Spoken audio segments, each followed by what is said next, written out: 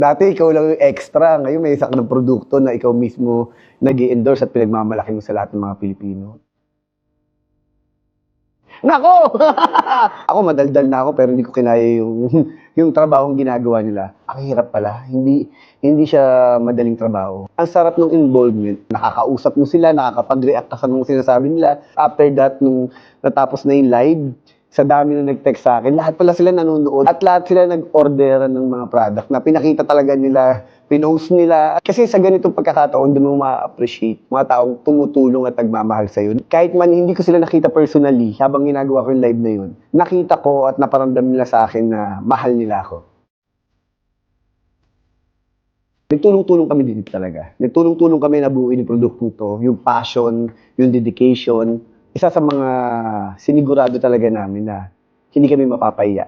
Saka personally talaga, ako talaga nag-test ng produkto. Punta ako sa factory, sa warehouse, ako talaga nagbalot. Kumbaga, lahat ng kaalaman ko sa paggawa ng isang produkto, sa mga commercial na ginagawa ko, sa mga ini-endorse ko, lahat talaga ginamit ko dito. Hindi mo akalain na aabot ka. Dati ikaw lang yung extra, ngayon may isa ka ng produkto na ikaw mismo nag-i-endorse at pinagmamalaki mo sa lahat ng mga Pilipino.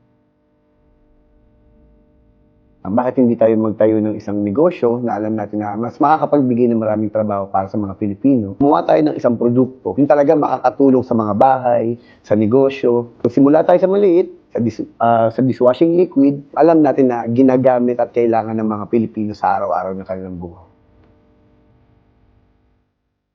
Gagawin natin negosyo, yung talagang affordable, yung talagang kaya sa bulsa ng mga tao. Kaya sa pinaka-importante, value for money, kasi alam natin kung gaano kahirap ang buhay ngayon. Makakatulong tayo sa ating mga kapwa, sa bansa, at sa pang-araw-araw na buhay ng mga tao. Dahil nga gawang Pinoy, alam namin na mas makakamura tayo dito. Kayang-kaya natin na makipagsabayan, kahit mga imported pa yan, at sa mga international na mga produkto nila.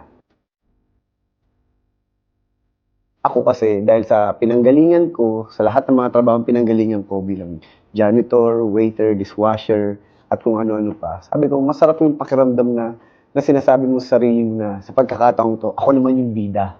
Parang bang minsan, ang pakiramdam mo, parang ang baba. Kasi parang feeling mo, di ba, parang ito yung trabaho ko, dishwasher lang ako. Hindi.